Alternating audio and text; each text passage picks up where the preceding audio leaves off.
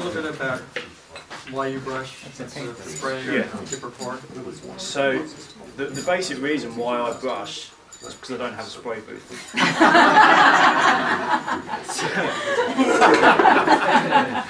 I thought it was more complicated. No. So I use just a normal, sort of, what's that, 1.5" painter's brush, nothing special.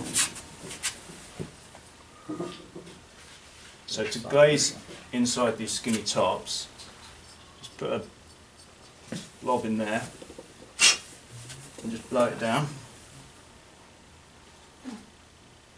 So it's funny doing this on a wheel. I should have just put it on the wheel, really. Yeah, I suppose so. So load the brush up. What's the consistency of that glaze, liquid to dry? The what, sorry? The consistency of that glaze, liquid to dry. I think Keith started with 75%.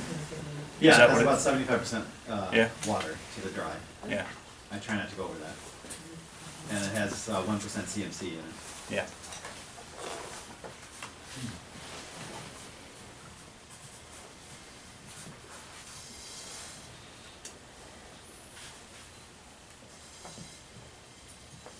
So I'll get down to about that, and it's a bit difficult glazing the underside that way.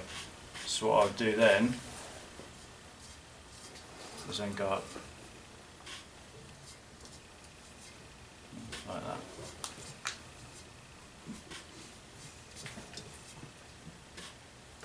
Now I would normally do perhaps 3 to 5 coats, fairly thick, especially on the top half.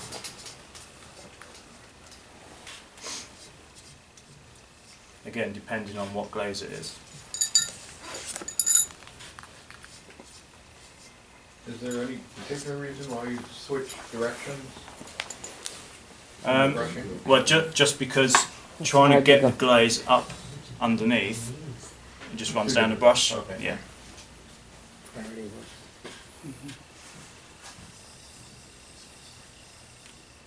Also, what I find is quite important is I glaze the pedestal as well.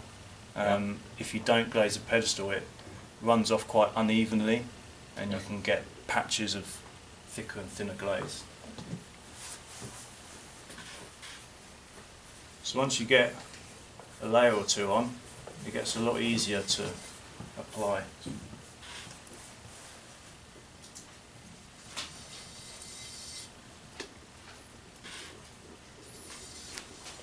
Or did you mix that glaze this morning, or? Yes. You might go eggnog. Oh, yeah. That's crazy stuff. So I would normally spend quite a lot of time centering and coning and getting it just right.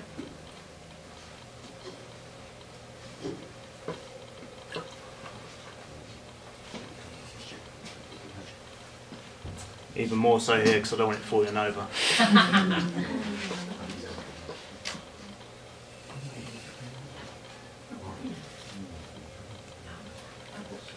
Is this Helios? Yeah. So you notice a lot of my shapes are quite elegant looking. So I quite like a narrow base, quite a bulbous belly, and a narrow top. I think that works quite well with crystalline glazes. Is that pretty similar to the glaze you use at home? To the clay? Yeah. No, I use porcelain at home. So is that? What are you using now? This is the Helios This is and the Helios, Locust yeah. Glory mix. It's half Helios and half Locust Glory. So 50-50 mix. The Locust Glory is a stoneware, and the Helios is a porcelain. It's cleansed. It's nice to throw with. Locust Glory is, yeah, remix is like Locust Glory.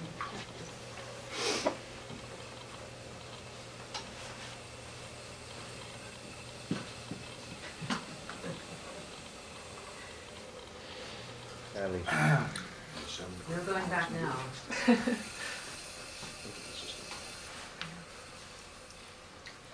So you probably notice I use quite a lot of water.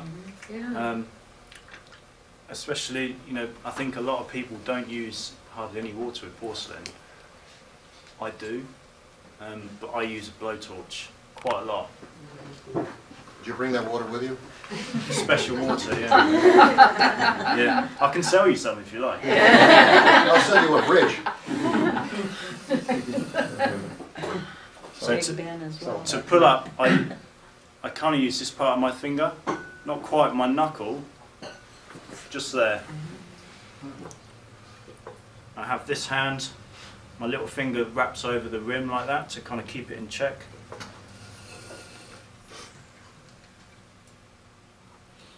And just very slowly lift that up. Just centre the rim.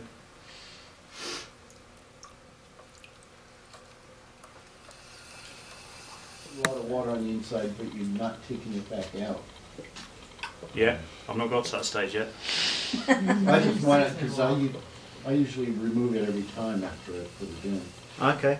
And I was just wondering. I would remove it when I come to close up the top. Okay. So I only have to do it once.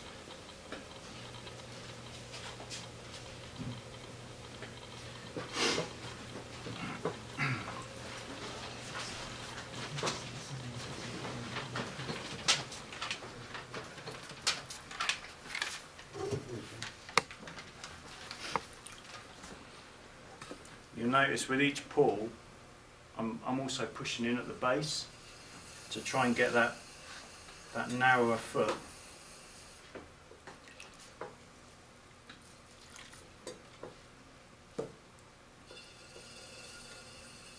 And then I can really try and pull that up into the body.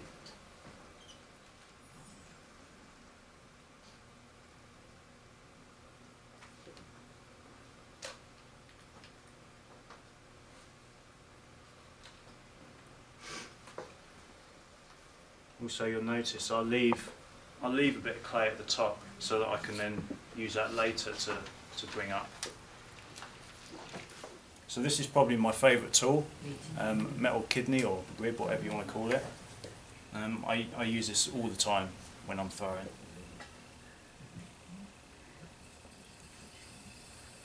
So I will only use this now on the outside. And what I'm doing is just pushing against it from the inside.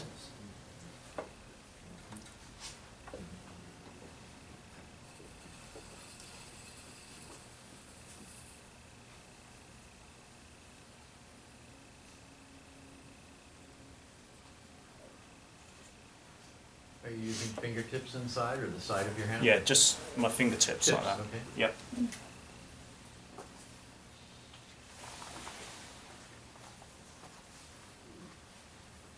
This also helps scrape off all that sloppy, watery slip. Makes it all a bit stronger. So now I'll take the water out the inside.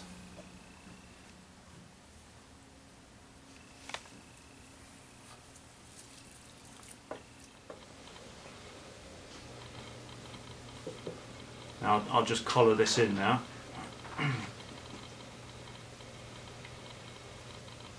Like so, and then the top will go all wobbly, like that.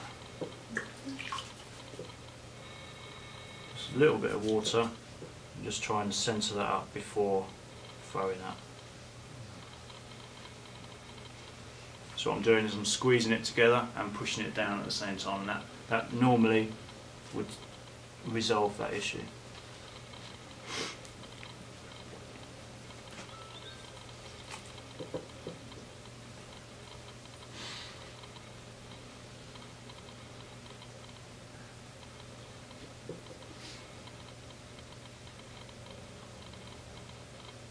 So this is a process of collaring it in, bringing it up, collar it in, bring it up.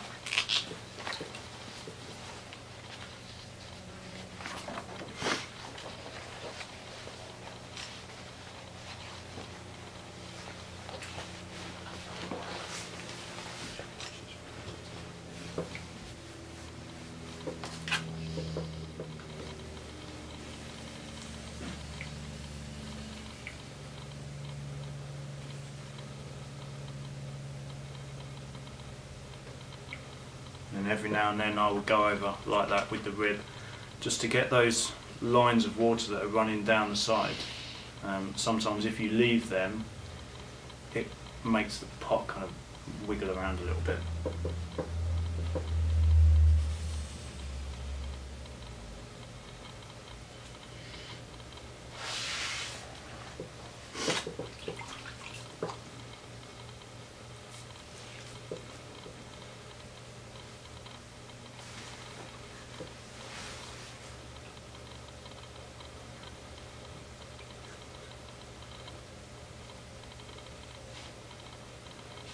Probably got a bit too much clay there, so I'll just cut that off. So you can see the kind of thickness. Can you see that on there? Yeah. Because obviously when you keep narrowing that in, it's going to get thicker and thicker. So you want to try and get most of it up at this stage.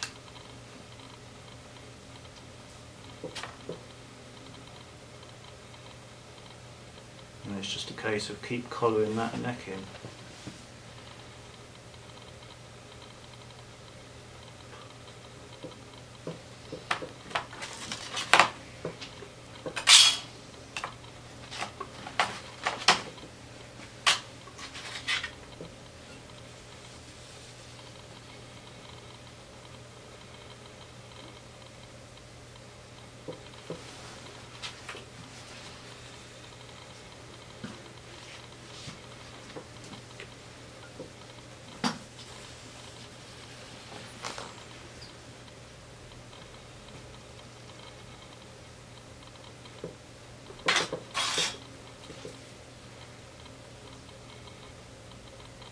Just using tiny amounts of water now.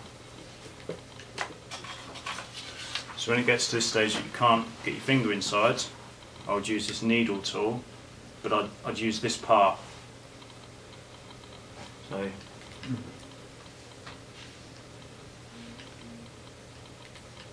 what that does, it just stops it from closing up completely.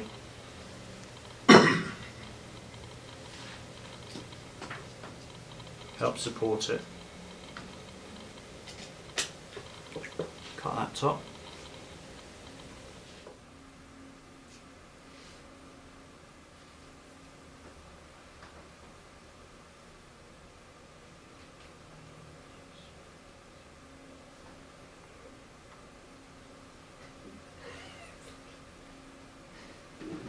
So sometimes when you're doing this, the top can just break off, and then just put a bit more up and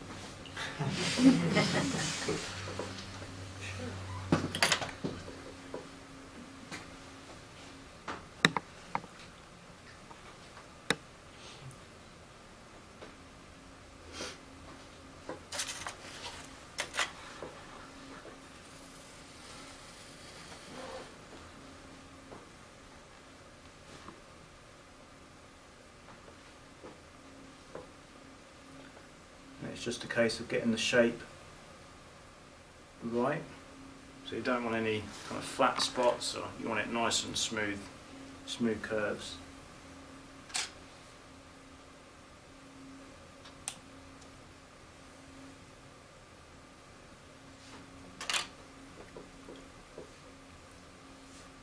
Make this a bit thinner, so I'm feeling brave. So you can't go too much because you'll end up closing it up.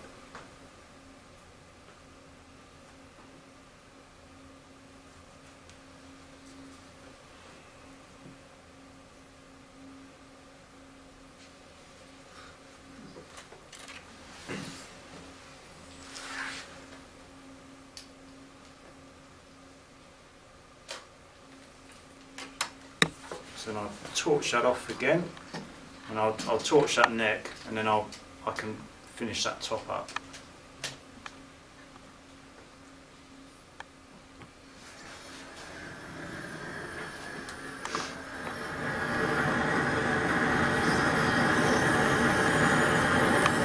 Nice and warm in the front row.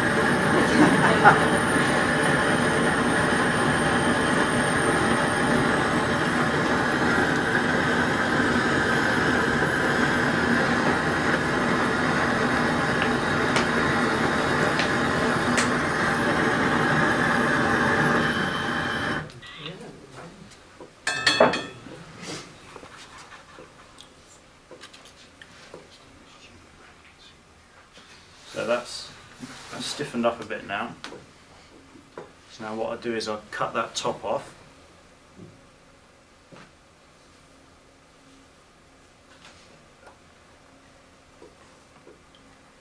Now that's fairly thick, but what I do at the top, can you see that there? Mm-hmm. Yeah.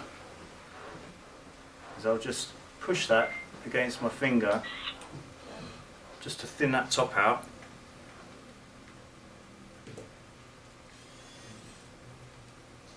And that'll give the illusion that it's nice and thin. And I'll get the kind of the corner of my sponge and put it in like that. That smooths that top out, rounds the rim off.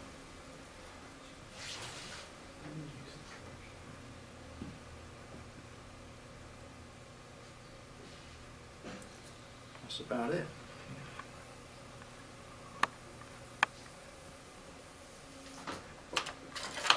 And I use this tool just to undercut it, get rid of all that excess at the bottom.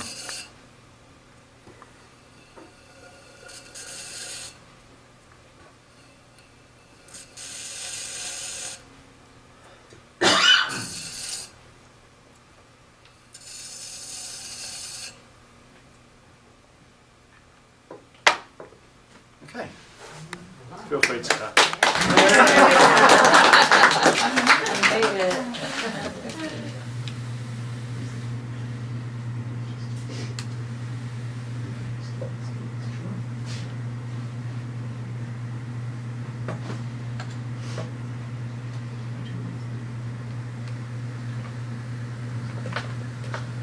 So again, I'll turn a lot of the weight off the base here.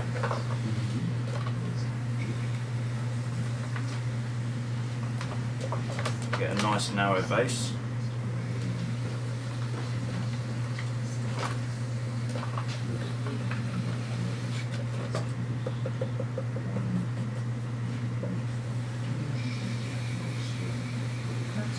Matt, is that closer to what you'd consider the correct consistency, or is that Yeah, still dry? it's about right at the bottom here, but on the top half is pretty dry.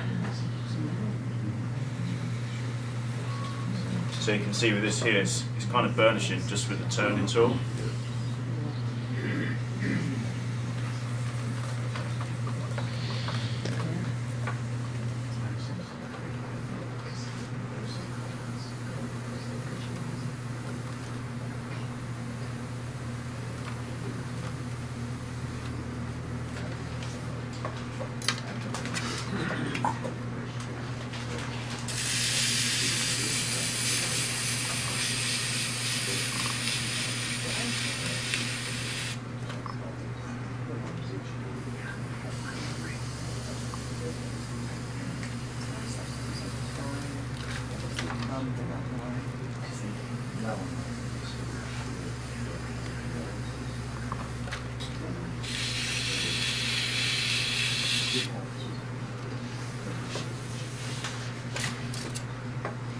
So I'll run the spoon up here. This should get nice and shiny. Matt, how much pressure are you putting downward on your top? On the top there, quite a bit. Yeah? Yeah. 25 psi. I kind of use my left hand as a bit of a rest sometimes for my right hand, so I kind of lock them together. It just kind of makes you feel a bit more stable.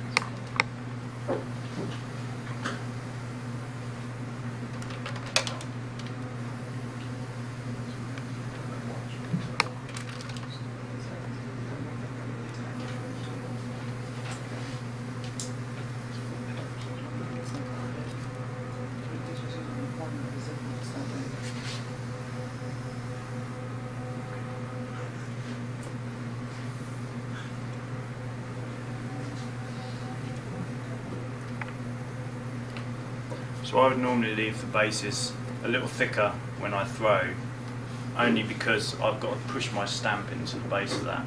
And if I turn that too thin, just push a hole through the middle.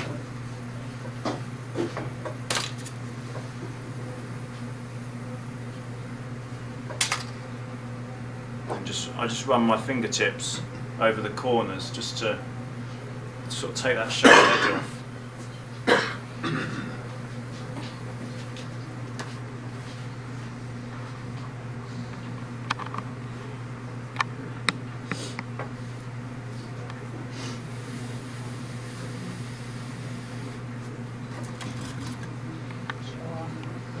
So I wouldn't normally turn much off the top half, so I'll just go in with the rib just to kind of finish off the shape.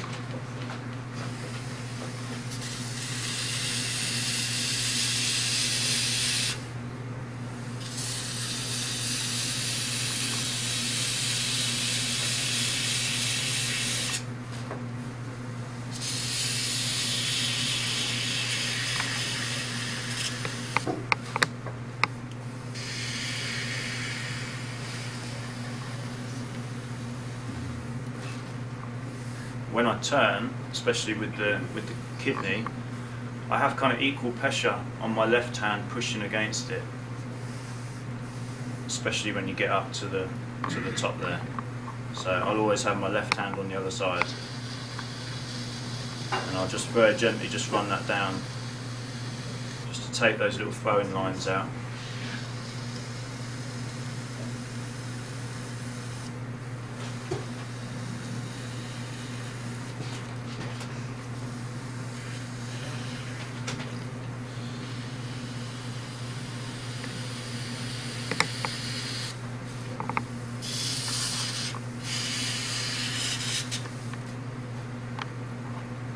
Also find with these kidneys, you'll use one side and you'll start feeling it go a bit blunt. You turn it over and it's almost self-sharpening.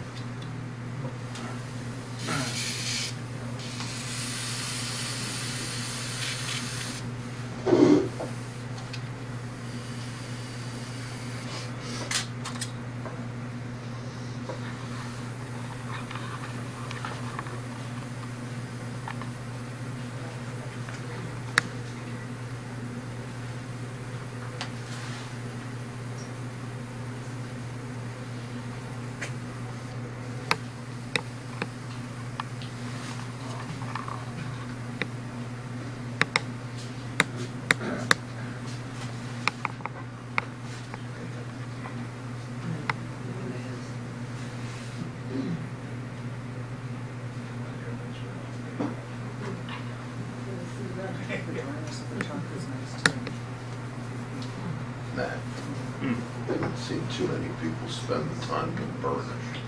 Yeah. What happens if you don't do that? I mean, I would only burnish stoneware pots, especially this, as it's got the added gravel. But with porcelain, it's not really necessary. But I think with this, because we've had issues with my stuff over nucleating, I think burnishing will help just smooth it out a little bit.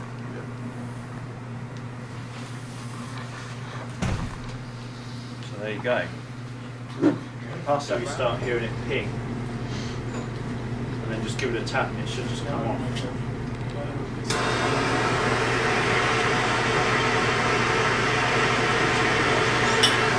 Where was the flame? That was a big ping. Yeah, that was very big. And the flame was right below the seam, is it? Yeah. Always do it. Nice. Voila! And then put the hot ones in here.